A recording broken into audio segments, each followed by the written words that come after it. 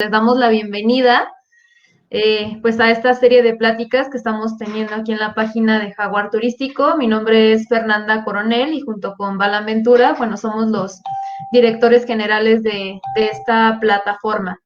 El día de hoy pues tenemos una plática muy interesante que va referida hacia el paisaje cultural y el turismo rural en México y en España.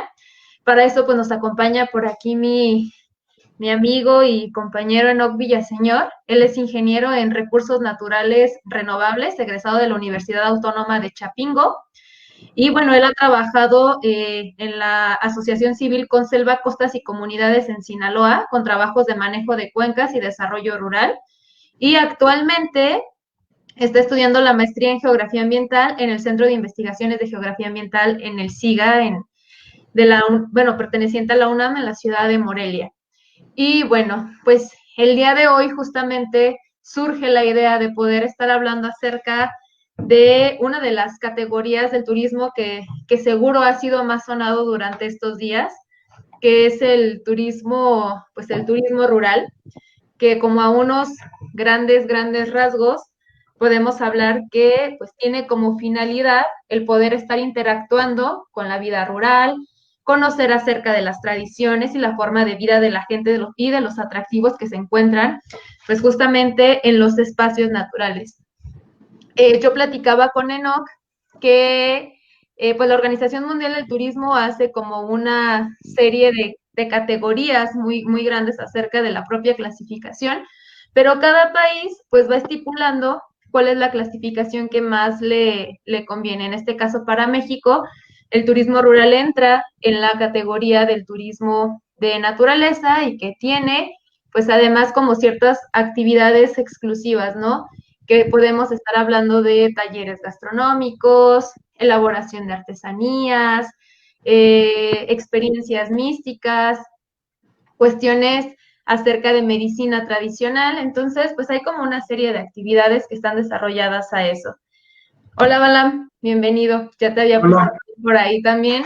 Y estoy dando una pequeña introducción acerca de, pues, del turismo rural, ya que Enoc por ahí nos va a platicar ahora sí acerca de su experiencia que, bueno, pues él ha tenido acerca con este segmento del turismo.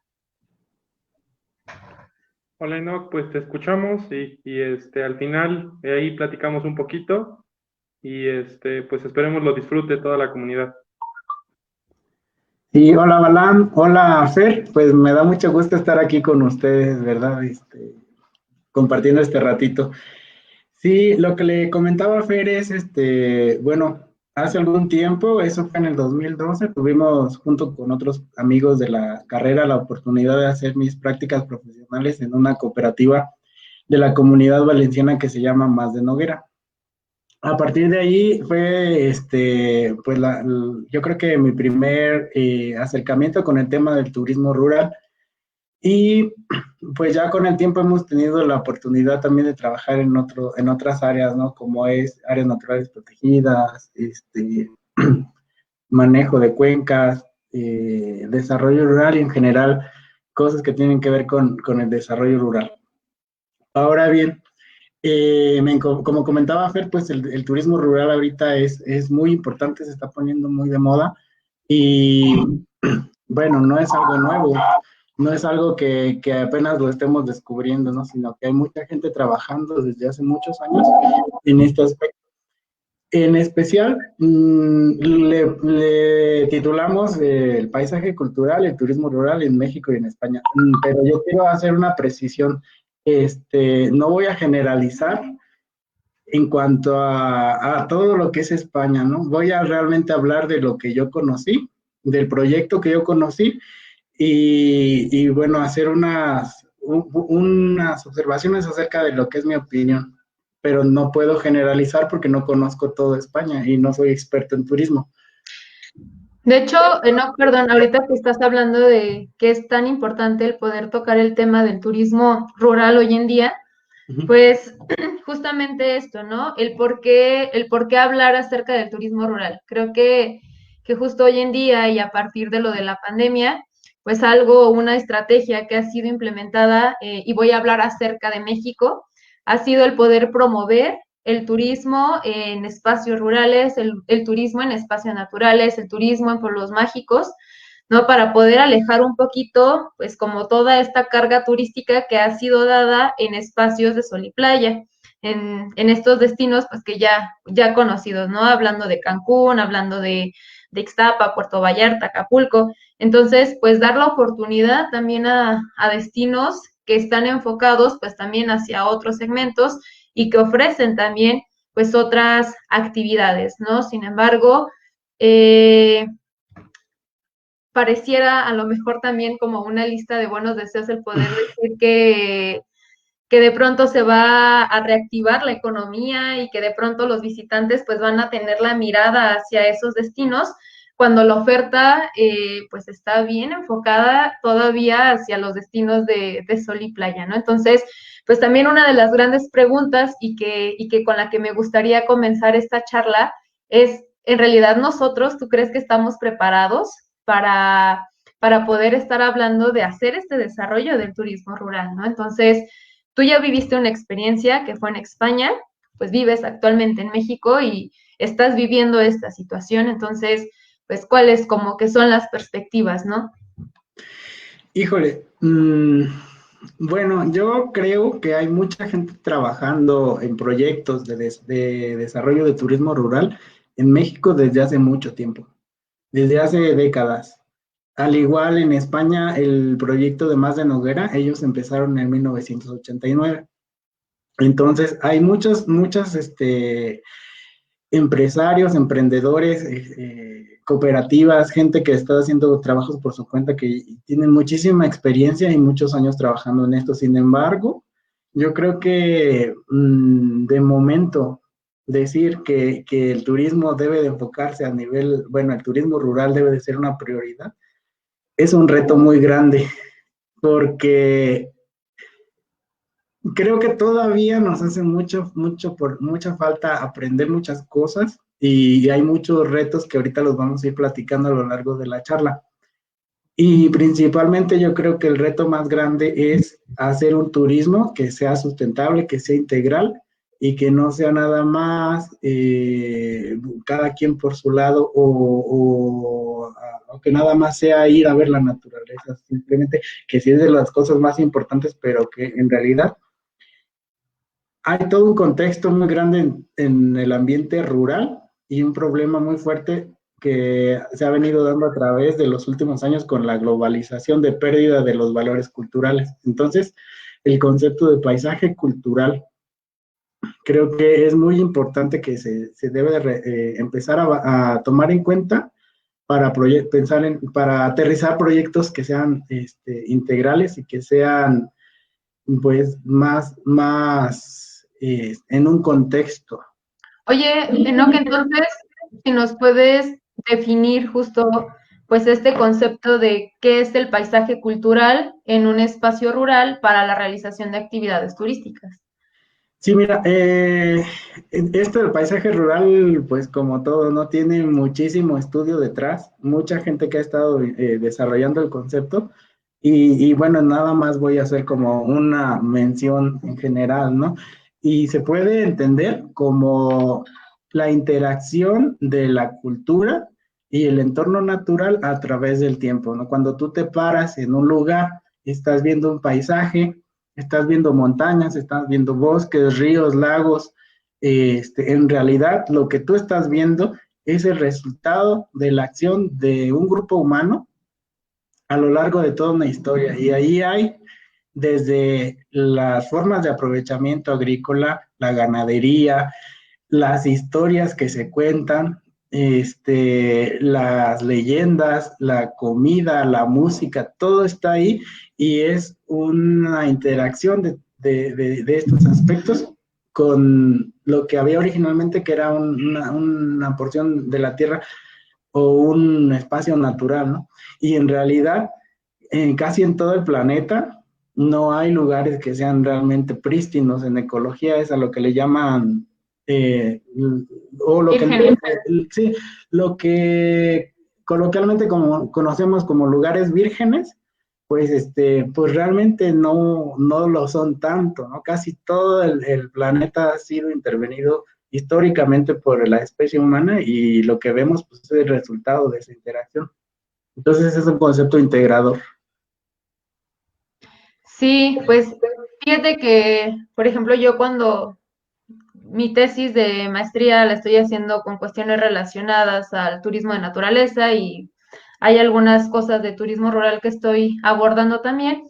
Entonces, pues veía que dentro como de las primeras investigaciones de turismo rural justamente se hablaba de que para que se pudiera llevar este desarrollo tendría que ser como en espacios súper remotos, en espacios así como que totalmente pues alejados de todo, ¿no? Para poder llevar a cabo como la práctica de actividades enfocadas hacia lo rural. Sin embargo, pues no, ¿no? Justo como con lo que estás hablando, pues hoy en día, pues creo que cualquier sitio con el que cuente con recursos, con atractivos, que estén enfocados a eso, pues puede despuntar para poder también ser aprovechado turísticamente. Pues bueno, ahí entramos entre la diferencia de cómo definimos lo rural y qué es lo contrario, ¿no? ¿Qué sería lo urbano? Todas las ciudades, metrópolis, villas y todo lugar donde haya una gran concentración de gente, infraestructura, servicios, es lo urbano y todo lo que no cumpla con estas características, pues es todo lo rural. Igual es algo muy general en la forma de definir lo rural, pero básicamente a lo mejor un lugar no está tan alejado, no está tan distante y sin embargo tiene características rurales, ¿no? Por ejemplo, tú te vas a los pueblitos que están un poco cerca de Morelia o de alguna ciudad y a lo mejor no está tan lejos, pero la cultura de la gente, la forma de trabajar la tierra, sus tradiciones, sus costumbres, y todo esto pues es rural y ahí se puede hacer turismo rural.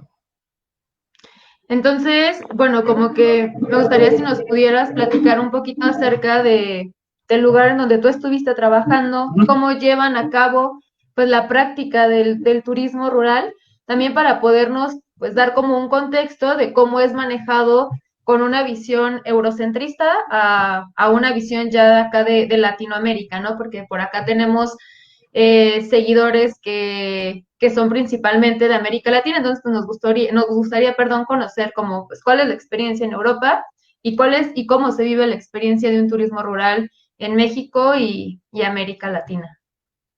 Sí, mira, la cooperativa se llama Más de Noguera, Rural, y ellos empezaron en 1989.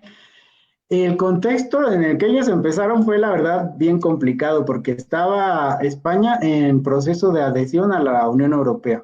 Entonces esto les trajo como consecuencias, pues, pues cosas muy desfavorables en el medio rural, ¿no? O sea, toda la gente empezaba a emigrar, se iban de los espacios rurales a vivir a la ciudad, había pobreza, había en ese lapso de incorporación pues se vieron muy afectados los medios rurales y ellos la verdad es que fueron bastante visionarios y dijeron, bueno, hay que hacer un proyecto que sea diferente. Cuando todo el mundo se estaba yendo de las áreas rurales, ellos decidieron quedarse y lanzar un producto que fuera, pues como en contra de la tendencia que estaban viviendo. Entonces, se unieron, empezaron nada más una familia, ellos son dueños de ese lugar y y de manera bastante rústica empezaban a invitar a la gente a ir a visitar el campo, en un tiempo en donde pocas personas realmente hablaban de turismo rural, donde todavía no estaba bien aterrizado el concepto,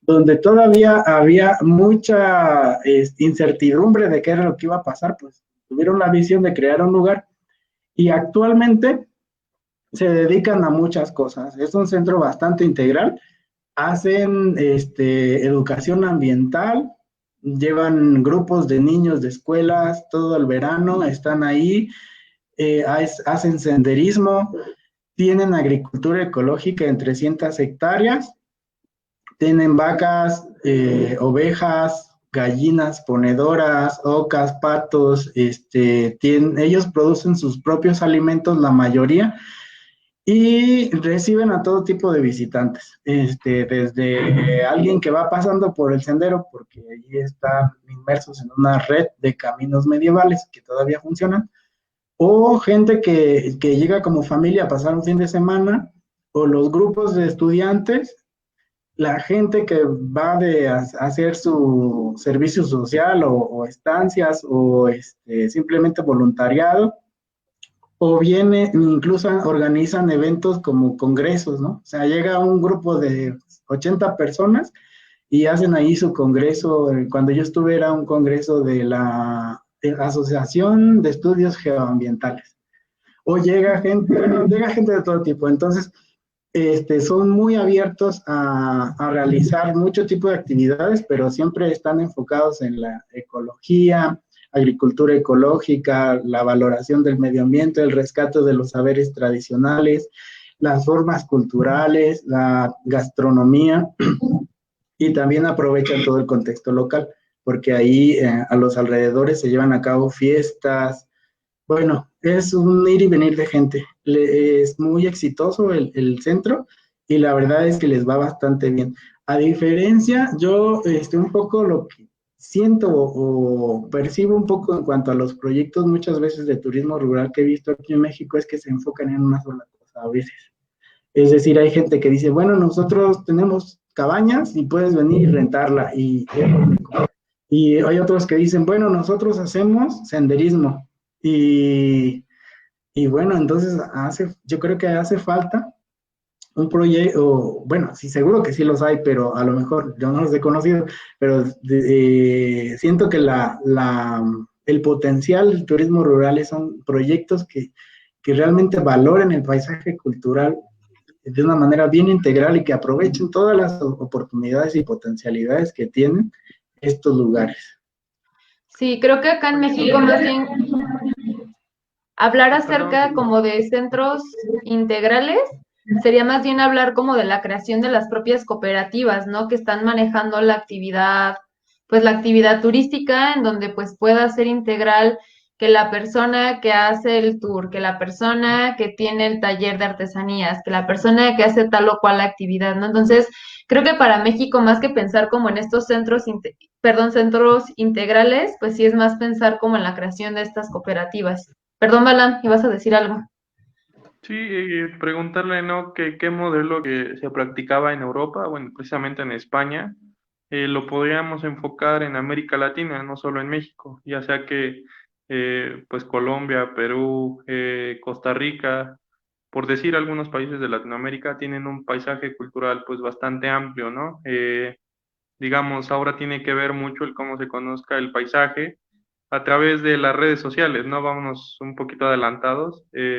Ahora, ¿por qué conoces un lugar? Porque ves la foto en Instagram y quieres estar ahí, ¿no? Entonces, que a veces aquí, no digo que todos, pero es como que tienen algún atractivo y el atractivo piensan que eso solito va a ser llegar a turismo, ¿no? Entonces, ¿qué prácticas, como dices tú, qué proyecto hicieron integral pudieran aplicarse aquí en América Latina para poder evitar eso, ¿no? El fenómeno de desplazamiento de la comunidad receptora hacia las grandes ciudades. Bueno, pues ellos giran en torno al cooperativismo y en torno a la agroecología, que bueno, también el concepto de agroecología es bien amplio, pero en realidad todo se trata de rescatar los valores culturales tradicionales, mantenerlos y darlos a conocer. Y a través de ahí, pues se ha generado un interés bien grande de muchas personas. Además, como les decía, aprovechan mucho el contexto local. Ahí en España, pues está bueno, se valora muchísimo el senderismo. Ellos están sobre un sendero que eran los caminos del Cid Campeador. Entonces, desde la Edad Media, esos lugares son bastante bonitos. De hecho, los pueblitos son medievales. Aparte, tienen muchas fiestas, ¿no? Hay 5 o 10 pueblitos alrededor y cada fin de semana hay fiestas, entrada de toros, corrida de toros ahí no, porque ahí no les gustan tanto, pero todos los miembros de la comunidad dejan un toro suelto y andan ahí corriendo detrás de él entre todas las calles del pueblo. Y eso atrae muchísima gente, precisamente porque cuando uno vive en la ciudad, rodeado de coches, rodeado del ruido, rodeado de la prisa que siempre es el hecho de vivir en la ciudad, pues muchas veces lo que buscas es regresar al campo y te encuentras con una oferta donde dices, bueno, vas a venir a un lugar donde vas a estar pues, con la tranquilidad del campo, con el paisaje, ahora sí que natural, a todo lo que da, pero aparte te va a recibir una familia que ellos cocinan su propia comida, cosechan sus propios alimentos, te pueden enseñar a cocinar, te van a dar ellos mismos el tour. A veces va uno caminando por el monte y uno ve a simple vista las cosas, pero cuando estás con alguien de ahí que tiene toda su vida viviendo ahí, te empieza a decir, mira, fíjate, aquí en este lugar se alcanzan a ver las trincheras de la guerra civil y empiezas realmente a conocer el contexto histórico en el que estás del lugar en el que estás parado. O te dicen, mira, aquel cerro enorme, porque era majestuoso, está lleno de líneas rectas de piedra. Y te dicen, lo que pasa que en el 1900 y tal, todo se cultivaba completamente, porque hubo una hambruna en toda España. Y bueno, todo ese tipo de cosas te enriquecen bastante tu experiencia como visitante, más allá de simplemente pararte en un lugar y tomarte la foto, ¿no? Y te llevas no solamente la foto, te llevas pues la convivencia con los locales, pues un poco de cultura, aprendes mucho de las personas, los haces tus amigos y como visitante es algo genial que no te lo vas a encontrar, pues tal vez si vas a un resort. Y bueno, Sí, eso que México tiene mucho potencial y seguramente que también en América Latina.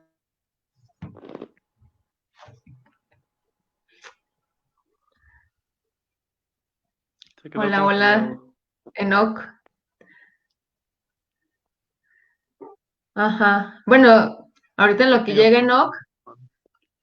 Enoch, Sí, lo que quería comentar era que justo pues es hablar acerca de la importancia de las experiencias vivenciales, ¿no? Que creo que más que en otras categorías de turismo, como que en el turismo rural es donde está como muy marcado esto, ¿no? Que hablando de fiestas, hablando de costumbres, tradiciones, gastronomía, etcétera, es donde está como más marcado todavía.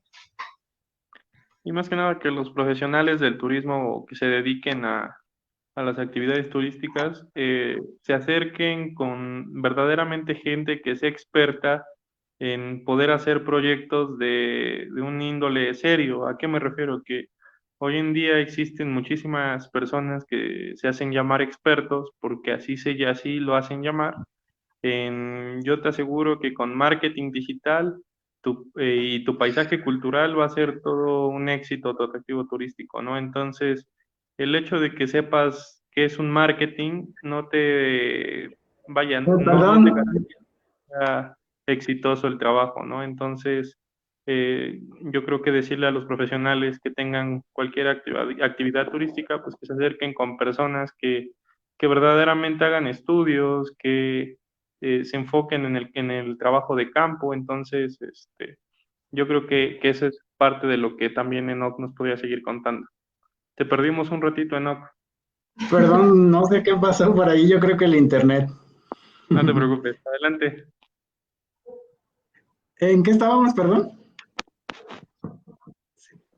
Bueno, estaba contando que también pues ese tipo de iniciativas, ¿no? O sea, más integrales, más desde la escala rural, donde uno realmente vaya y se integre a la cultura rural, pues tienen muchísimo potencial para México y también para América Latina. De hecho, yo siento que hay lugares, por ejemplo, de Costa Rica, de Perú y de Colombia, donde esto se está llevando muchísimo mejor que México. Este, Aquí tenemos retos muy grandes, realmente, o sea, el, el, el contexto rural en México tiene cosas muy buenas y también cosas muy, muy desfavorables para el turismo rural, que ahorita si quieren podríamos empezar a hablar. Sí, justo era como de las cosas que quería empezar a aterrizar, ¿no? Porque Pues México, pues sabemos que es riquísimo en recursos naturales, en recursos culturales, que tiene un potencial enorme para poder estar desarrollando proyectos enfocados, ¿no? A este tipo de vivencias, que más que como tú lo mencionaste, más que estar como en un resort, más que estar cerca como de un destino de sol y playa, creo que tenemos una riqueza cultural y natural enorme que podemos, ¿no? Que podríamos aprovechar, pero tenemos como una gran barrera que nos impide el poder estar desarrollando en realidad esto y creo que no únicamente para México, ¿no? Seguramente para otros países latinoamericanos, creo que es la misma barrera y la misma que seguro estás pensando tú, que es la cuestión de la inseguridad. Sí, bueno, entre otras, pues para toda Latinoamérica la verdad es que somos bien populares, aunque muchas veces no nos demos cuenta los latinoamericanos, este, llamamos la atención en el mundo, ¿no? O sea, es una cultura bastante bonita en toda Latinoamérica. En México, Oye, no, aquí, sí, perdón que te interrumpa. Ahí en los comentarios nos decían que más allá de ver lo que es el paisaje cultural y mostrarles, ah, mira, es el comentario que están pasando, no sé si ujú, logras leerlo, sí. más allá de mostrarles las acciones, ¿cómo podrías tú, vaya, responderle a Jesús Contreras el que sea más allá, una experiencia, más allá de una explicación del paisaje, que se genere como tal una experiencia íntegra para que pueda regresar otra vez, ¿no? Yo creo que eso es a todos lo que buscan, que puedan volver a visitar el lugar y darlo a conocer de voz en voz. Sí, a fin de cuentas, es algo que a mí me tocó vivir en carne propia allá estando allá, en Más de Noguera. Pues llegas y te integras. No es nada más como llegar como visitante y que te muestren las cosas, sino que dicen, a ver, pues ayúdame a ordeñar esta vaca. O vamos a ir a cosechar las coles. Y de repente pues ya eres amigo de los que están ahí. Bueno, yo estuve 3 meses, por eso nos hicimos como mejores amigos. Y de repente era como, bueno, está bien, trabajamos, nos divertimos y en la noche pues vámonos a la fiesta del pueblo. O sea, vas y formas parte de un grupo. No eres como el anexado o el que va ahí pues él es el turista. No, no, sino que llegas y ellos pues te reciben como uno más.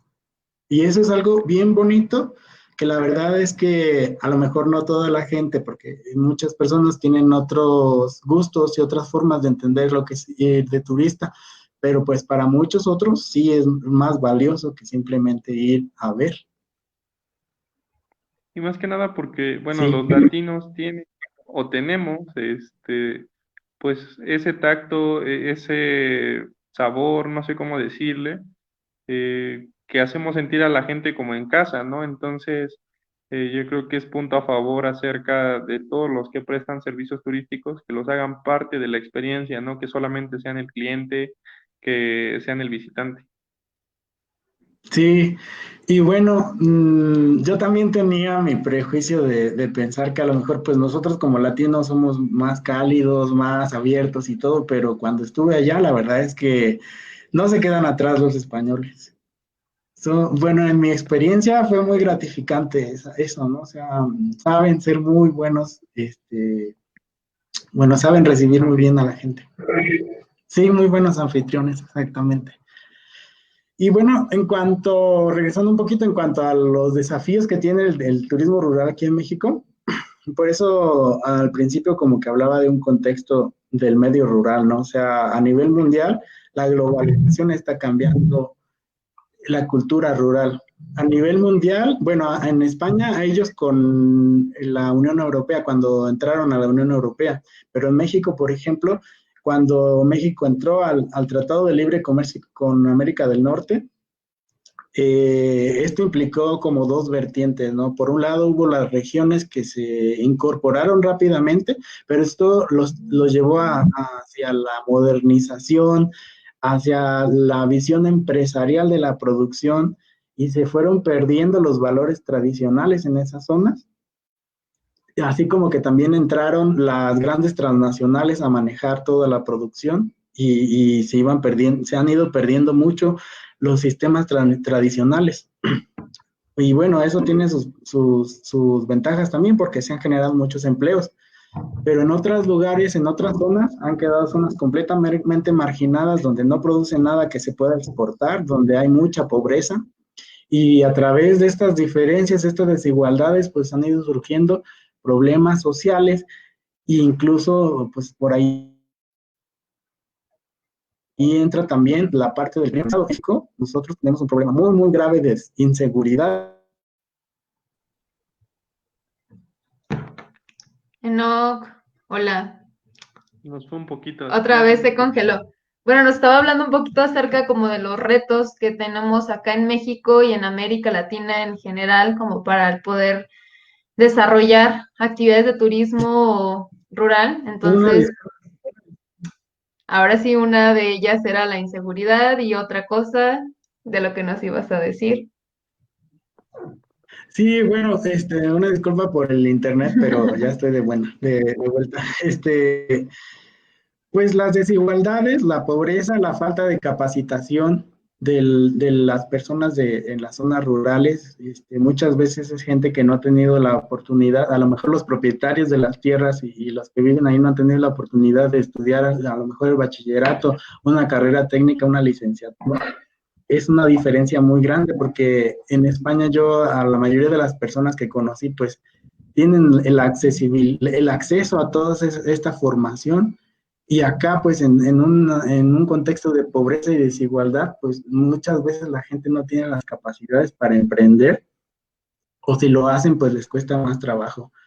Y luego, una vez que ya tienes tu proyecto de turismo rural, te tienes que enfrentar a un contexto territorial donde muchas veces el crimen organizado tiene mucho poder. Aquí en Michoacán, pues se han visto los problemas, ¿no? O sea, mucha gente que tenga el capital para invertir, mejor prefiere no hacerlo por el miedo a que después te vayan a querer extorsionar o secuestrar, o no puedes simplemente salir a hacer un sendero muy largo, pues porque está el temor de que andando allá en el cerro, quién sabe qué te vas a encontrar, ¿no? Entonces es un contexto bien desfavorable, pero aún así hay mucha gente y muchas zonas donde han podido arriesgarse y han tenido éxitos. Yo le comentaba a Fernanda, por ejemplo, de las cooperativas de Catemaco, que ellos tienen sus cabañas, hacen senderos en lancha a través de los manglares, están bien capacitados porque además están trabajando conjuntamente con el área natural protegida y después te llevan al mar y está súper bien también. No son solamente, no es como que solamente en España hay proyectos exitosos y integrales, sino que aquí también hay mucha gente que le está echando muchas ganas. Oye, no, otro tema que quieren ir tocando ahí en los comentarios es que hay un fenómeno que pasa que la comunidad receptora se ve transformada por el visitante y el paisaje cultural igual se transforma con la llegada de los visitantes. ¿Cómo evitar dañar las culturas de los destinos a los que se visitan?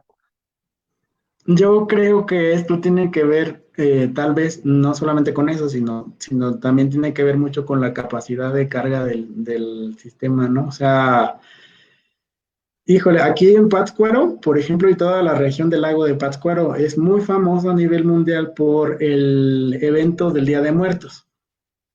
No, o sea, es una tradición de cientos de años y es muy bonita.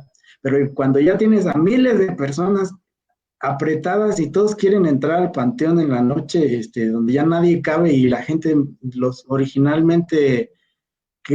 personas que originalmente eran los que pues generaron todo esto, muchas veces ya no están a gusto ahí, ya no van realmente a dormir ahí ese día, porque no les gusta que todo esto sea tan lleno de gente, tan comercial, y se están perdiendo algo que era pues un valor, si quieres hasta espiritual, y ahora pues es nada más en términos de cuánto puedo sacar para hacer a través de traer turistas. Entonces ahí pues yo creo que tendría que haber una capacidad de carga, güey. O sea, sí, recibir a la gente, pero ¿cuánta gente puede llegar sin realmente hacer una aglomeración tan grande, ¿no? Y sin que se pierdan, eh, pues, los valores originalmente espirituales que tenía en este caso, ¿no?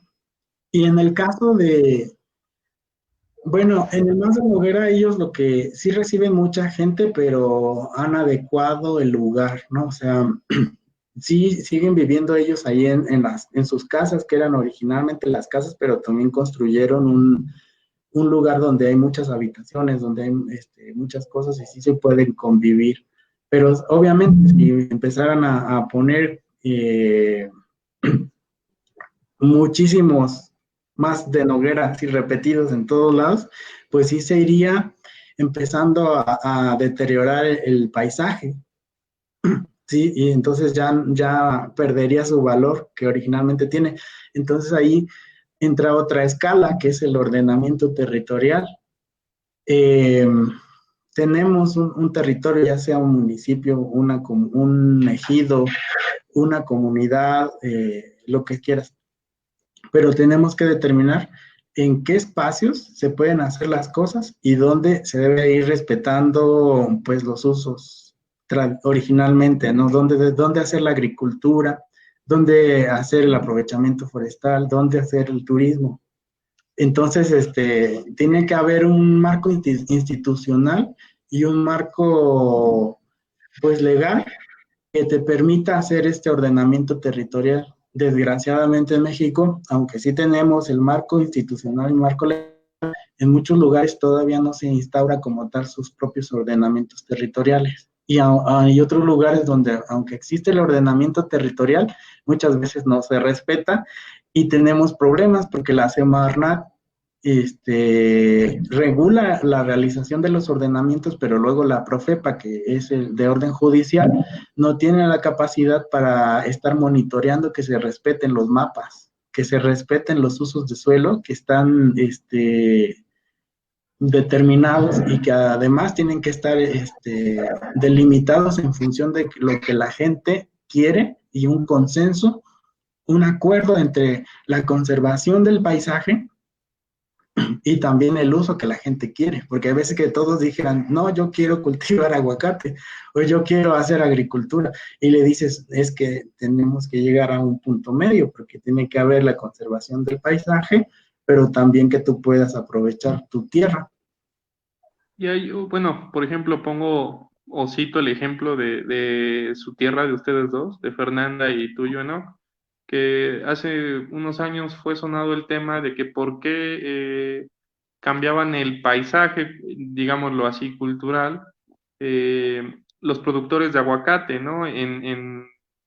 No recuerdo el nombre de la comunidad de Michoacán, en donde son productores a gran escala y entonces estos bosques de cedros, encinos, cambiaron por árboles de aguacate, ¿no? Y ahora vemos completamente montes llenos de aguacate porque, bueno, el aguacate o palta, como lo conozcan en Latinoamérica, eh, ahora en lugar de ver estos bosques semihúmedos, frescos, templados, digámoslo así, pues encontramos puro aguacate, ¿no? Puro árbol de aguacate porque es el oro verde.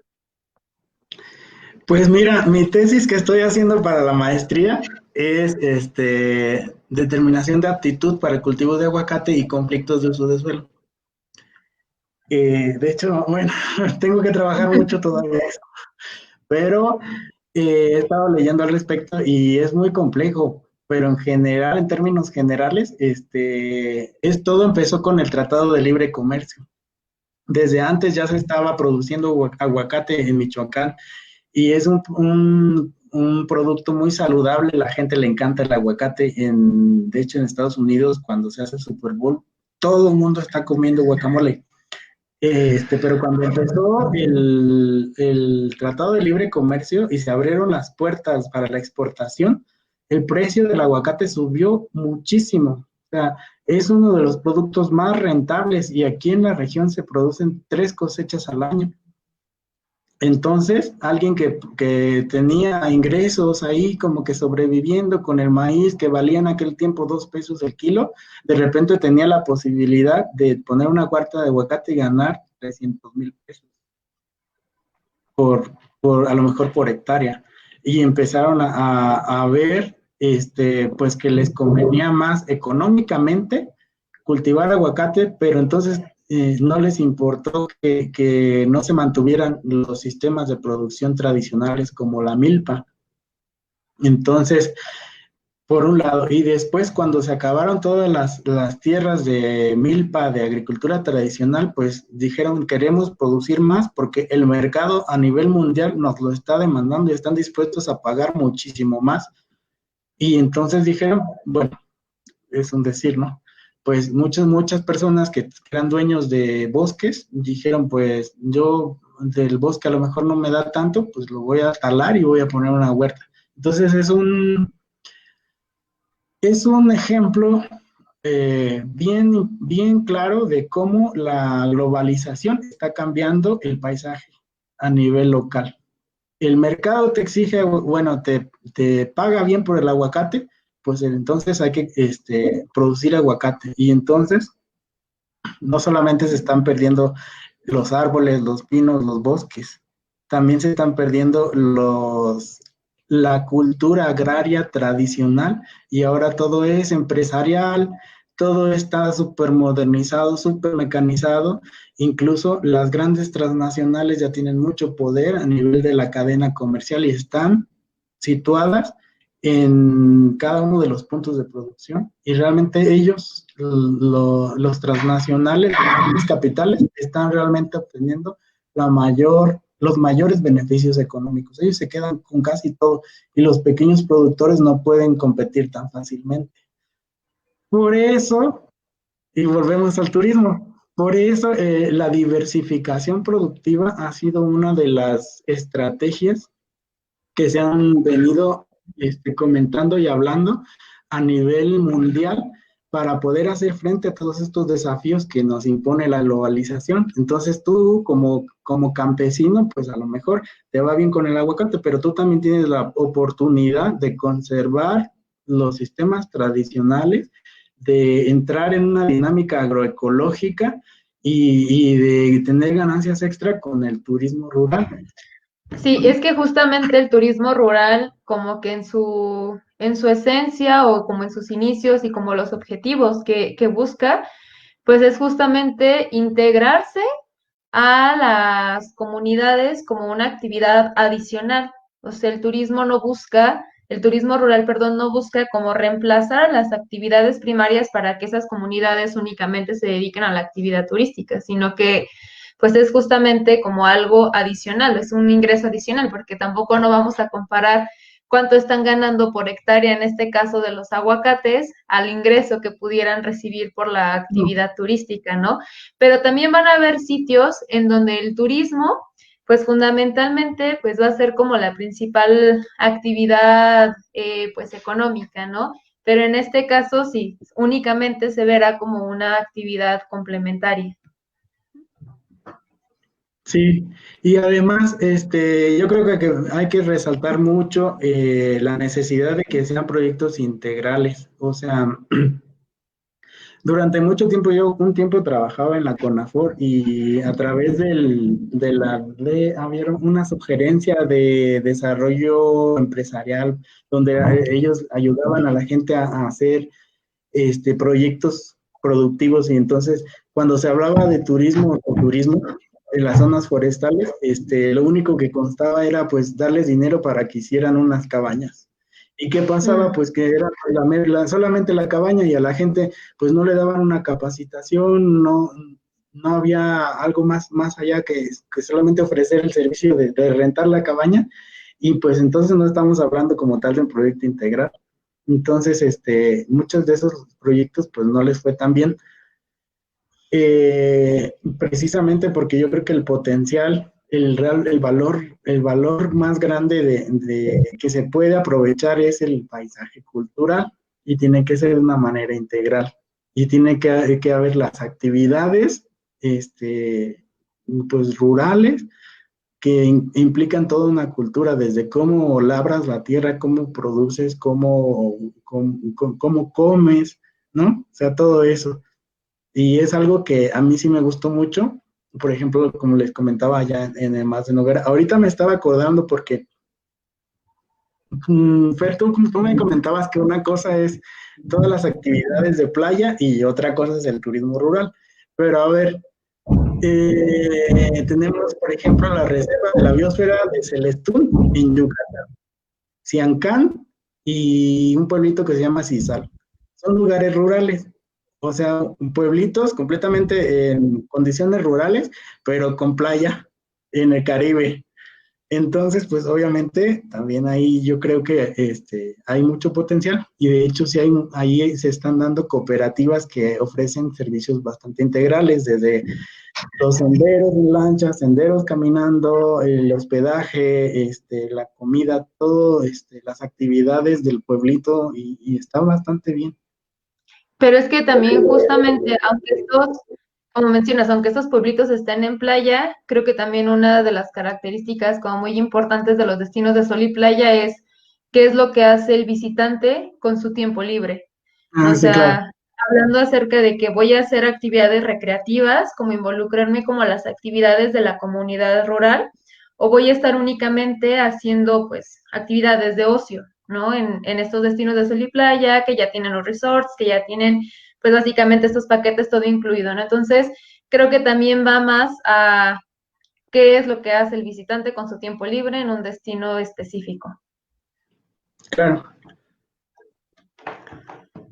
Sí, bueno, también tengo unas fotografías de cuando anduvimos por allá que me gustaría pasárselas y no sé si sea el momento o más, todavía Yo creo, ya nada más nos quedan por acá unos 10 minutitos, entonces si quieres compartirnos las fotografías y si nuestros espectadores por ahí tuvieran alguna pregunta que les gustaría que nos resolviera por acá, ¿no? Pues son bienvenidos para claro, anotarla o responderla.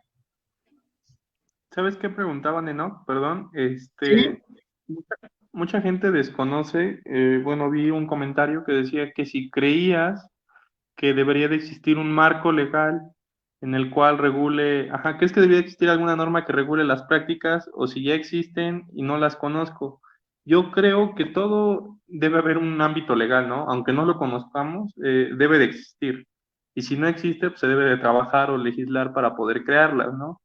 Pero yo creo que lejos de que no se aplique todo este marco legal, creo que tiene que ver mucho la burocracia, tiene que ver mucho la corrupción, tiene que ver intereses económicos que hacen que todos estos aspectos no haya un desarrollo territorial bien marcado, no se respete el paisaje cultural y de todo lo que ya hemos estado hablando en la plática. bueno, yo creo que sí hay algunas cosas, sí hay iniciativas legales, al menos aquí en México, pero estamos bien atrasados, la verdad, yo siento. Hace un tiempo estábamos en una materia de este, ordenamiento territorial y paisaje cultural y hice un ensayo en el cual yo analizaba la Estrategia Nacional de Desarrollo Rural, perdón, la Política Nacional de Desarrollo Rural y ordenamiento territorial. Y no hay una desarticulación muy grande porque lo que se viene tratando como programas de desarrollo rural muchas veces solamente tienen que ver con la modernización de las actividades rurales, de la producción, pero no se habla mucho de paisaje, no se habla, incluso el marco legal del ordenamiento territorial de México tiene un enfoque bastante centrado en el aspecto natural, pero muchas veces dejan de lado la parte del paisaje cultural. Cosa que en España yo creo que sí están mucho más adelantados porque tienen iniciativas este, tanto a nivel europeo como a nivel España, para reglamentar bueno, la conservación del paisaje cultural. Creo que en México estamos un poco atrasados en ese aspecto.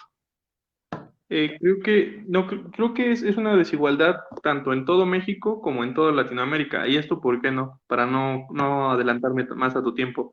Por ejemplo, en la Ciudad de México, y bueno, en algunas ciudades del centro del país, conforme a la conservación del ordenamiento territorial y del paisaje cultural, ha habido temas polémicos, por ejemplo, las famosas terrazas que están en los edificios coloniales del Zócalo de la Ciudad de México y del Zócalo de la Ciudad de Puebla, en los cuales han sido clausuradas porque hubo una reglamentación que no debían de tener tanta altura, no deberían de cambiar el enfoque, cambiar el paisaje de lo que es, ¿no? Entonces, mucha gente al ver este éxito de las terrazas, como te lo repito por Instagram, se puso a construir terrazas, ¿no? Y de repente ya veías que eran antros, no sé, bares en grandes alturas y sí modificaban el paisaje, ¿no? Y tenían ya lonas de promociones, ya no habían como que respeto por la arquitectura de las ciudades, ¿no? Entonces, creo que se ha legislado en algunas partes, pero en otras partes hay desigualdad y yo creo que eso mismo ha de pasar en toda Latinoamérica. Sí, pues uno de las iniciativas, por ejemplo, es de la UNESCO, las declaratorias de Patrimonio Cultural de la Humanidad, ya sea ciudades, patrimonio y también ahora últimamente paisajes culturales que son patrimonio. Fer me platicaba del el paisaje agavero, ¿no? De Sí, Jalisco. la UNESCO como tal son los patrimonios culturales, naturales, mixtos, tangibles, bueno, grandes divisiones como tangible, intangible. Entonces, sí, de lo que te platicaba era del paisaje agavero. No, pero dime. Es que una vez que se hacen estos decretos, la ciudad, el gobierno de la ciudad y en este caso el gobierno o los encargados de esos territorios de los paisajes agaveros, adquieren compromisos y dentro de esos compromisos pues está el reglamento, reglamento de construcción, programas de manejo de centro histórico, programas de desarrollo urbano que tienen que ir respetando porque precisamente si se está declarando patrimonio, un patrimonio mundial, pues quiere decir que hay que conservarlo. El problema es que muchas veces a nivel local, el desarrollo de estas reglas, de los ordenamientos territoriales, de los programas de desarrollo urbano, de los reglamentos de construcción, de los reglamentos, de muchos reglamentos que les corresponden a los municipios y a las autoridades locales, ellos son los que muchas veces se atrasan y otras veces no tienen la capacidad, aunque ya esté el reglamento, de ir verificando, de ir monitoreando el cumplimiento. Ujú. Y en cuanto a reglas, pues está precisamente los ordenamientos comunitarios ejidales, los ordenamientos ecológico-territoriales, los ordenamientos regionales y los ordenamientos estatales, y seguramente que hay muchas más, pero pues ya cada una de las regiones pues va a ir variando mucho. Ujú. No, pues Y ahora sí que nos haces favor. sí, claro. Les voy a mostrar algunas fotografías, y también les voy bueno, aquí va.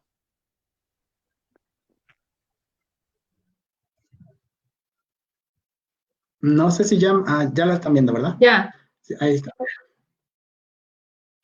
Y a ver, bueno, uno va a Valencia y Valencia es una ciudad muy grande que está en la costa. De ahí avanzas como 80 kilómetros más o menos y te topas con un pueblito que se llama Jérica. Jérica es un pueblito medieval que todavía no es muy grande, está pequeño. Y a partir de ahí tú avanzas otros 30 kilómetros y te encuentras con este lugar. Los alrededores, todo es pues una zona pues que tiene su ordenamiento, que está bastante bien regulada. Y a través de esa zona pues están los caminos medievales que eran los caminos del Cid Campeador. Y en uno de esos caminos pues se encuentra el Mas de Noguera, que son estas casitas que se ven aquí. Y pues ahí ahorita van a ver. Aquí está. Originalmente eran las casas de la familia, que ellos ya se habían ido de vivir de ahí y vivían en la ciudad y luego regresaron y las volvieron a ocupar. Y tienen agricultura en aproximadamente 150 hectáreas. Es una agricultura ecológica y bastante rudimentaria, que ellos así lo hacen, pues precisamente para conservar las formas tradicionales. Y este lugar de acá, ahí es donde se hospedan los visitantes que llegan esporádicamente y otros se quedan 3 días, 4 días, grupos escolares, familias, gente que va en el sendero. Y originalmente la casa era pues una como esta, ¿no? Todo lo que se produce ahí mismo, pues ahí mismo se consume. También tienen abejas, dan cursos, tienen muchas actividades. Y este es un video que yo lo puedo poner ahí en los comentarios, donde realmente van a ver todo, porque son muchas cosas, pero ahí pueden irlo viendo. Y dentro de las actividades, pues es que tú puedes llegar y te puedes incorporar a los trabajos agrícolas, ganaderos, el senderismo, y hay piscinas, pero naturales, ¿no? O sea, como que es el arroyo y de repente ahí hay una poza donde tú puedes ir a nadar. Están unas cavernas en la parte alta de la montaña, o sea, te la puedes pasar muy bien en ese lugar. Y también les quiero recomendar, ya que se estaba hablando de las regulaciones, pero perdona, pues 2 libros. Déjame lo encuentro. Ay, ¿dónde está? Aquí está. Uno es Legislación y Paisaje, un debate abierto en México. También se los voy a poner ahí en los comentarios. Y el otro sería Geografía y Ambiente desde lo local. Estos los pueden encontrar fácilmente en internet y yo les voy a dejar el link en los comentarios del video. Nos queda tiempo, no sé si quieran, a lo mejor para responder preguntas. Muchas gracias, Enoch. De hecho, también te iba a pedir, bueno, tenemos por ahí un grupo en Facebook que se llama Comunidad Jaguar Turístico, entonces si nos compartes por ahí el material, lo podemos subir al grupo para que de una manera más fácil lo puedan descargar, puedan tener acceso a este material. Entonces, pues también pedirte, por ahí hubieron algunos otros comentarios, si nos puedes apoyar ya que termine pues en vivo, como a contestarlos por ahí a nuestros seguidores para que tengan respuesta. Entonces, pues vaya, no sé si por ahí hay alguna otra pregunta y si no, pues, Yo chequé no sé, y pues Balam, creo que ¿quieres comentar algo más? no, chequé y puse todas las preguntas al aire, creo que todas salieron en vivo, entonces creo que aclaraste bastante bien y creo que se te agradece y has despejado la duda de varios de los que nos están viendo, entonces pues más que agradecerte de parte de Fernanda, de parte de todo lo que hace la comunidad de Jaguar Turístico, pues muchísimas gracias Enoc Villaseñor por acompañarnos esta tarde, esta pequeña charla, que nos podríamos seguir 2 días enteros hablando de paisajes, pero Sí, ha sido muy grato y pues muchísimas gracias Enoc. no, pues muchas gracias a ustedes por la invitación. La verdad es que pues me gustó poder estar platicando de estas cosas con ustedes. Gracias, Enoch. Gracias, Fer. Nos vemos.